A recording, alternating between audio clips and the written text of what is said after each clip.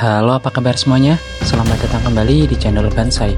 Pada video kali ini, kita akan membahas 6 monark terkuat di solo leveling.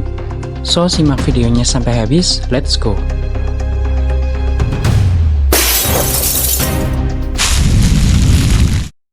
Dalam dunia solo leveling, telah terjadi banyak pertempuran antara cahaya dan kegelapan. Dahulu, dewa di solo leveling yang disebut Absolute Being memisahkan cahaya dan kegelapan, kemudian menciptakan dua entitas agung dari keduanya. Dia menciptakan rules dari cahaya dan menciptakan monark dari bayangan.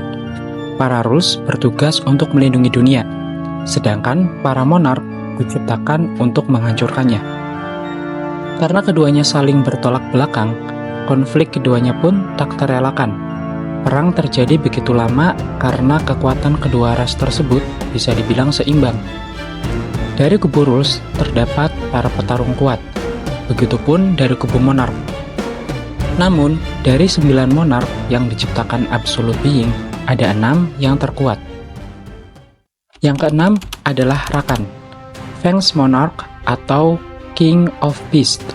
Dia adalah monark yang agresif dan ganas. Dia sangat membenci manusia serta haus akan darahnya, terutama mereka yang dianggapnya sebagai mangsa. Namun, terlepas dari sifat-sifat tersebut, ia jadi pengecut ketika dihadapkan dengan lawan yang lebih kuat. Kemampuan Rakan yang paling mencolok di serial ini adalah telekinesis, regenerasi, dan spiritual body manifestation. Ia juga dapat bertransformasi menjadi binatang buas, menyerupai serigala berukuran raksasa. Rakan bertemu ajalnya ketika mencoba berpindah kubu untuk menjadi pengikut Jinwoo. Dia meminta Jinwoo untuk membiarkannya tetap hidup, namun Jinwoo tetap membunuhnya. Yang kelima, Queresha atau Queen of Insect. Dia adalah monark sadis yang menikmati pertumpahan darah. Ia menikmati setiap proses membunuh yang dilakukannya dan menganggap semua manusia sebagai mangsanya. Namun demikian, Queresha menampilkan sosok penyayang layaknya seorang ibu kepada bawahannya. Ia adalah salah satu monark yang ikut andil dalam pembunuhan Christopher Reeve dan Go Gun-hee. Queresha akhirnya mati di tangan Jinwoo ketika sedang memujuk Beru untuk menjadi pengikutnya. Kemampuannya yang paling mencolok adalah nekromansi atau membangkitkan pasukan dari mayat dan venom inducement atau racun yang mematikan. Yang keempat ada Szilard, King of the Snowfolk. Dia adalah salah satu monark pertama yang diperkenalkan dalam solo leveling. Sama seperti monark lain, kehadirannya mengintimidasi dan ia bangga pada kemampuannya sendiri. Namun tidak seperti monark lain, ia lebih suka menghindari konflik dan pertumpahan darah. Sebagai The Frost Monarch, tentu saja Szilard ahli dalam hal sihir es. Ia juga memiliki skill bernama Sleep Inducement yang dapat membuat targetnya tertidur. Ia pernah menggunakan teknik tersebut ketika pertama kali debut di Jeju Island untuk menghindari konflik yang tidak perlu. Meski terkesan sangat perhitungan, ia terbukti dapat mengambil keputusan tidak rasional.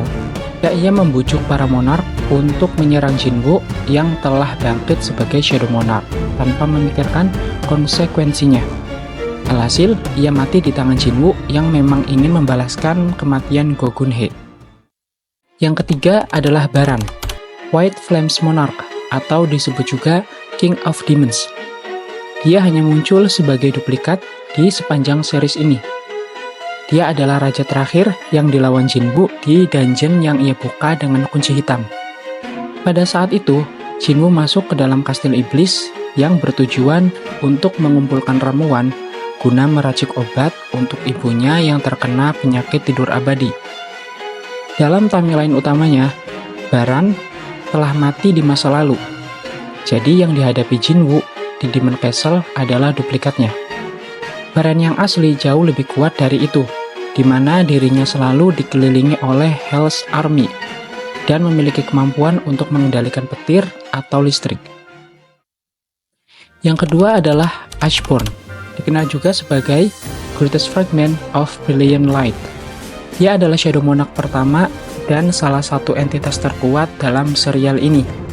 Ashbone dikhianati oleh para monark lain di tengah peperangan sebelumnya. Mereka takut akan kekuatan yang ia miliki. Di sisi lain, Ashbone menjunjung tinggi kehidupan, membedakannya dari para monark lain. Ia juga tidak menyukai pertempuran tanpa tujuan, sekalipun memiliki kemampuan untuk menghabisi siapapun yang menghalanginya. Sayangnya, cara berpikir ini pada akhirnya merenggut nyawanya. Ia jadi harus mencari penerus yang mampu menggantikannya. Menyangkut kemampuannya sebagai Shadow Monarch pertama, ia memiliki kemampuan yang sama seperti Jinwoo, termasuk Pulse Authority, Monarch's Domain, Shadow Extraction, dan Shadow Exchange. Sebagai tambahan, Ashbone dahulu adalah seorang Rules.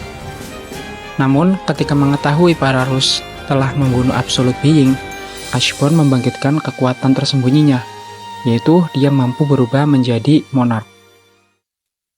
Yang pertama dan yang paling kuat di antara para Monarch lain di atas, yaitu Antares, King of Dragons, atau dikenal juga Destruction Monarch. Dia adalah musuh terakhir di solo leveling. Ia adalah monark tertua dan terkuat yang pernah diciptakan. Antares adalah makhluk yang senang menimbulkan kekacauan dan kejahatan, karena diciptakan dengan niat untuk menghancurkan semua kehidupan. Seperti beberapa monark lain, ia memandang rendah dan membenci manusia. Namun, Antares juga bisa menghormati lawan-lawan kuat yang setara dengannya, seperti Ashbone dan Sung Jinwoo.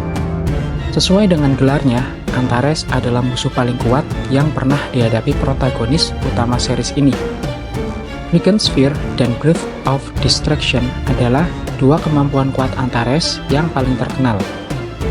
Sebagai King of Dragons, Antares dapat berubah menjadi naga, serta mampu memerintah semua naga dan spesies yang sama sepertinya. Oke teman-teman, mungkin sampai di sini dulu pembahasan kita kali ini. Jika ada yang keliru atau ada yang ingin kalian tambahkan, silahkan tulis di kolom komentar dan jangan lupa komen pembahasan anime manga apa lagi yang mau admin bahas. Sampai jumpa di video berikutnya. Salam Bansai.